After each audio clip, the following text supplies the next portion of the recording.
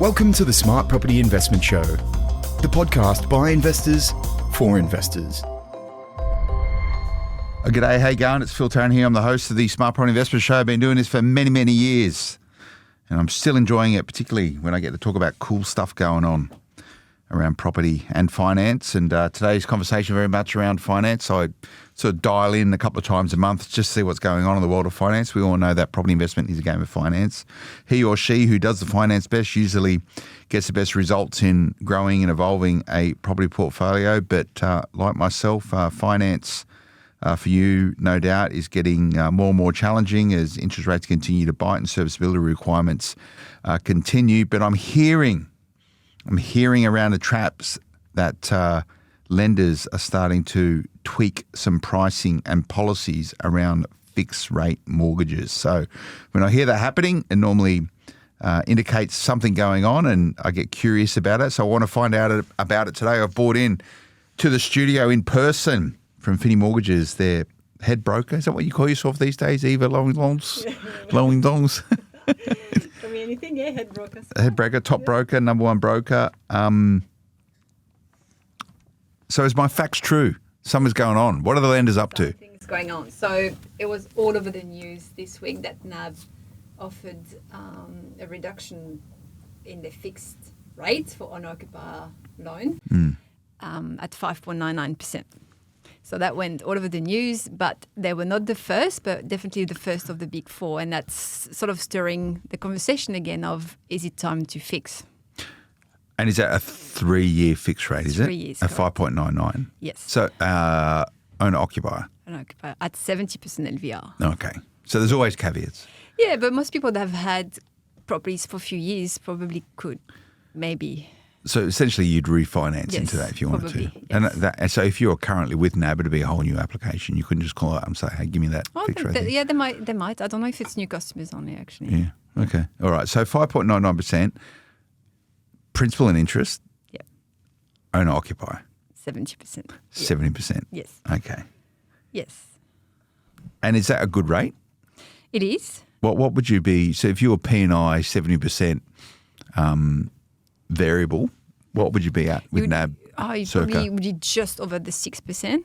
Okay. But it's not just, okay, if you're already with NAB, is if you've been in a mortgage for quite a while and you probably are 6.3, 6.4, 6.5%, is it worth maybe refinancing to NAB? But all other lenders, it's not the only one doing it. Yeah. So does this indicate to me that maybe interest rates are going to go up and they're trying to get people to fix their rates? Or bit of a hedge on their side. It's going to go down and they want to get This people is it. in. Yeah. We don't know. Always second guess the banks. I'll give you a hot tip though, that they'll be making these decisions based on how they can make more money. That's fair? That's fair. Yeah, that's what banks do. Right, they've got to deliver shareholders. I've got bank shares, so I get it from that side of things. But there would be a reason why they're offering these rates. They either think that rates are going to come down, and therefore they'll get people to fix it 3 years so they can, get the benefits of that. And or they're generally going, well, rates may go up, so we'll give you this nice rate now so we can keep you as a bank customer so you don't refinance. So, I don't know. Is that me being too... Well, technically, when you do go on a fixed rate term, the main inconvenient or fee is if the rates go up and you want to break it to go somewhere else, you don't pay any fees. But if it goes down, then you would. So in a way, if they think the rates are going down and they lock you in, it'll be expensive for you to move.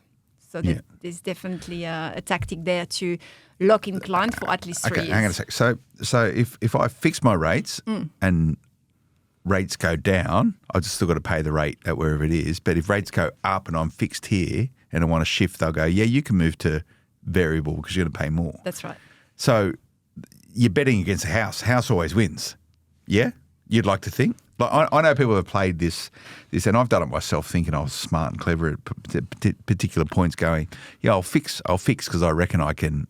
I'll roll the dice a bit, and I reckon I'll be ahead of the game in 3 years' time. Never win fixing. 3 years is a long term. It's a long time. Yeah. But I'm thinking more for people. To be fair though, 3 years. You listen to all the commentary. Like I know all the banks keep pushing back their rate cut scenarios, or bank economists, keep pushing back their rate cut scenarios to next year. It was supposed to be happening in August and September of this year, right? When you spoke about it earlier this year. And then now the banks are saying the middle of next year. So even you would assume there's going to be rate cuts within 3 years, right? So you'd assume there would be maybe 1 or 2 rate cuts in 3 years. It could be 3 or 4 rate cuts in that time, right? So if you're currently at 6.1 and you fix at 5.99 and then you get 1 rate cut, that's 25 basis points. So you've already lost. If there's 2 rate cuts, Correct. You've certainly lost. If there's 3, you're potentially 70 basis points out. Correct. But most people wouldn't be on 6.1 right now. What would most people be on? I think when I talk We're talking owner-occupier. Yeah, when I talk to an occupier that haven't refinanced for a while, they're over 6.5. Yeah, because they just haven't been keeping in touch with their mortgage. Yeah. Yeah. And you took them like 50 basis points off that. That's a fair chunk.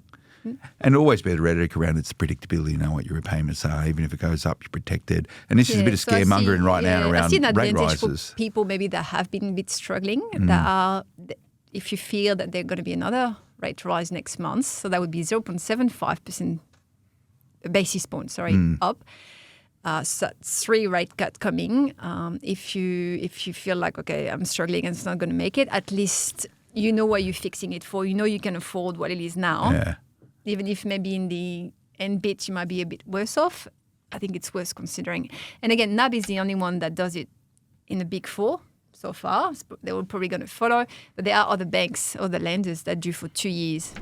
Welcome back, Phil Tarrant, host of the Smart Property Investment Show, chatting with Eva over at Finni Mortgages, finni.com.au. Now, this obviously gets us talking about it, so whether that's a good thing or a bad thing. My baseline position, you speak to most people who've been in and around property for a little while, they'll go, no, don't fix your rates. Like just, as soon as you fix, you're stuck. Yep. It means that you can do very little with that property for the period of time. So if you want to sell it, you're going to have to pay break fees. If you want to refinance, if you want to extract equity, you're going to have to pay fees connected with it. So, if you've got some certainty around your portfolios and if you're going to say, look, I'm not going to do anything with that property for 3 years, I'm going to leave it there, no worries, happy days, maybe you consider it. But if you're transacting, whether extracting equity or selling or buying proproperties, you probably don't want to be fit. That's not advice, by the way. No, but I agree with you. For an occupier, unless there is really specific reason to fix, you wouldn't. You actually wouldn't.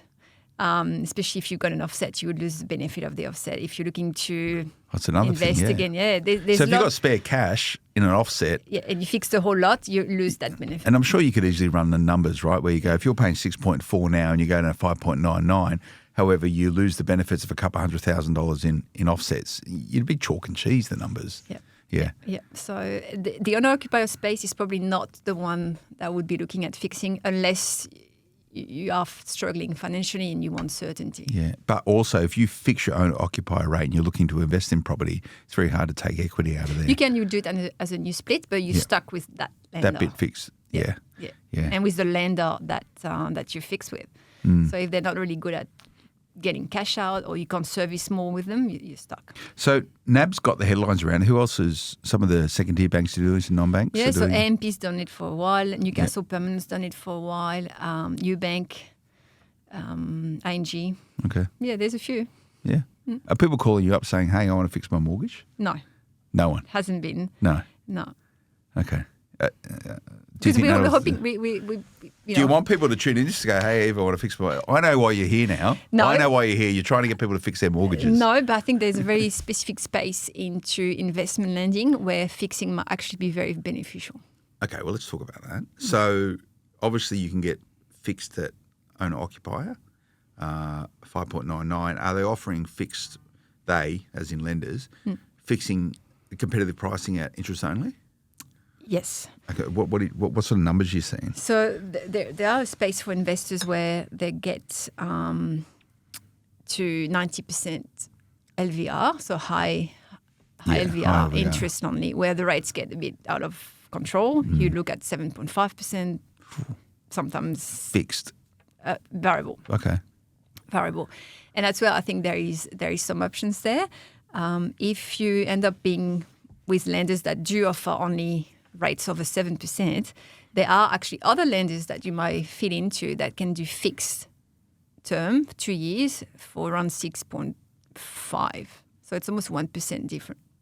2-year fixed interest only investment At 90%. 6.5. That's pretty good going. That's a huge difference, 1%. That's 4 rate cuts that would have to be passed on in the next 2 years. That's a really good way to frame it. So you're saying, like, people go, it's only a percent different, but that would be 4 25 basis point rate cuts. Yeah. Over a period And of if time to there's get that one next saving. month, that's 5. Yeah. That's a lot. That's a huge amount. So when would that work well? That'd be like 88 or 90% lend, right? Yes, that would be probably more high leverage property. So but it's a lot. It's a lot of our clients that go at 90% interest on the investment property. Does that happen a lot these days? Like, I did that, I think, once or maybe twice when I was sort of building out a portfolio. So I just don't think it's a thing anymore. Is it still a thing? No, people don't think about it. And I think that's why I want to bring that up, because it's very rare someone asks me to compare with fixed. So we don't. So we don't look at it and we don't compare and we don't know what's the difference. And depending the bank you go with, it's almost 1% different. So that's a lot. So the banks are chasing fixed investment loans at high LVRs. Or they've got low But rates they're being for those. competitive there. Yeah. They're being competitive there. Yeah. That's interesting. What do you reckon? Why are they doing that? Just to get new customers? Do you reckon? I think it's because they're low risk at the end. Yeah. People are investing now.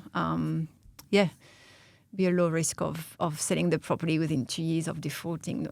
All of those. Yeah. And I guess the point is also it's going to be depending on your portfolio, in that if you've got heaps of cash kicking around, and you might have that cash kicking around because you're waiting to buy multiple properties over the next 3 months, 6 months, 9 months, you'd be mad to be fixing your loan because you're not going to be able to get any utility out of that money in offsets. Then it'd just be sitting in a bank account and you might be getting, what are you getting now on interest saving? Like 3.5, 4%? Yeah. Yeah, so you're much better off having savings connected with your loan. Yeah, that's why I think the owner-occupier space shouldn't be fixed, but there are options. But even investment though, space. if you've got money. Yeah, but you would put it deployed. against your owner-occupier, not against your investment property. That's true. Yeah. But then you're not getting any sort of benefits of, taxation as well. It gets complicated. It's probably a question now for your accountant. But do you reckon you're going to see a lot more lenders playing in this fixed rate space moving forward? Yeah. Yeah? I think so. I guess the bets and the game is starting to come to an end. Is it coming down next month or next month or next month? Or yeah. So will they try and get people to fix now and then miss out on the rate falls, and then so you're going to have this inverse interest rate cliff. Yeah. Where That's people right. will be stuck Stuck with coming the high. off Yeah, and fixed we've rates seen that on the before variables. as well a few years back. Yeah, I had to wait ages. As I spoke about it, I think I fixed some stuff for, God, 5 years? Yeah. 5 year years fixed. yeah. Back when I was thinking like there, At and there's no way the 6% rate's going to come down. yeah. I wore that for so long, and then they all come off, and I had to get them all reset. But even then, when they come off fixed in the variable, you got to fight hard to get your variable rates where they should be, right? And this is a really important point. Yeah, so and if it's you, a good time if to you refinance when fix that it, happens. yeah. So you got to be ready to finance. So what sort of CBA and ANZ fixed rate for interest? For investment loans now, are they competitive? For fixed or For variable? fixed. So NZ would do 6.79, 2 years fixed at 90%, which is pretty good. And CBS 6.94, 2 years fixed. It's not bad. Which is, it's lower than your variable for sure. You'd save at least 0.3, 0.4 bips on it. But there's an opportunity there. I think it's worth considering if you are comfortable, if you're an investor and you know you're not going to sell the property for 2 years. Yeah, you just don't know. Welcome back, Phil Tarrant, Smart Property Investment with Eva from Finni Mortgages, finni.com.au. Your team busy at the moment? Like, what sort of deals coming in? Yeah, there's still a lot of investors trying to cash Investment lending's on the up. Yes. I caught up with the head of broker, the sort of general manager of retail broking, I think it was, at ANZ this week. And they said investment lending is increasing and it's getting more complicated. Yeah, I think all the trust investing is getting popular. And is that because people are just can't access money outside of trusts or other structures like SMSF, which we did a piece on the other week. Yeah, I think there's a bit of that too, yeah. Yeah, because there's numbers coming through. I heard on the radio this morning on the way into work, I think it was called Logic or one of those sort of houses talking about sort of consistent growth in real estate markets and demand for property over the last month. So there's still people wanting to invest, just money's harder to get. Yep. Yeah. So you need a good broker. Yeah. Yeah, well, do you know anyone? I do. What's are people calling you up now saying, hey, I need a loan and I want to do it in a trust, or is it part of the process of you saying you're tapped out individually, so therefore you need to look at maybe speaking with your accountant and considering other structures? Where's that idea of trust-based borrowing originating? So, it comes a lot from buyer's agents that are looking to build portfolio with their clients. And it comes from us when also sometimes we have a client that say, look, I want to build a portfolio. What's my capacity? And I would just look at it and say, look, you can only buy one now, and that probably would be stuck. Or if you buy it through a trust and it's positively geared and all the blah, blah that goes with it, then you can keep going. So when clients specifically tell us, I want to build a portfolio, how do I do that? I would definitely mention. And that's not you offering advice. You're saying this is what's worked for other people, and I can't give you advice. consider. I'm just in terms of lending. That's how I could make it work. Yeah, it doesn't mean it's the right. And does it get a little bit more complicated again if you're doing fixed inside of trusts, or would you be able to get the similar rates? Like, I imagine this is for individuals rather than trust-based lending. Yeah, right? there are banks that do charge premium for trust. For trust, we've spoken about that before. Yes. Yeah. Okay. So is this going to be the trend, the theme for the next little while about whether or not people should fix their mortgages? I think that's going to be in a conversation. Trusts are always going to be in the conversation. It's going to be harder and harder to get positively geared trust. So that's a strategy that's getting a bit... so they say if your trust is positively geared, they just don't even consider it when they're doing It's really hard these days when your rate is 7.5%. So unless you've had a trust for a long time and you've got positively geared property. And some of my stuff in trust is really positive these days. But I'm thinking for new investors that specifically follow that strategy for that reason, then it's probably not going to work for a few years. Yeah, okay. Or it would be harder anyway. Sounds complicated, but it's not if you've got a good broker. That's right. That's probably what you'll tell me. Yeah. Okay. Yeah. All right. So give us another big trend for what we should be looking out for the next little while outside of fixed versus variable discussion. Surely the other big three are going to follow with something, some offerings, that's going to flow through. Yeah. All right. I just want to do a quick podcast with you because I've heard about this. Thanks for coming in, sharing all the info.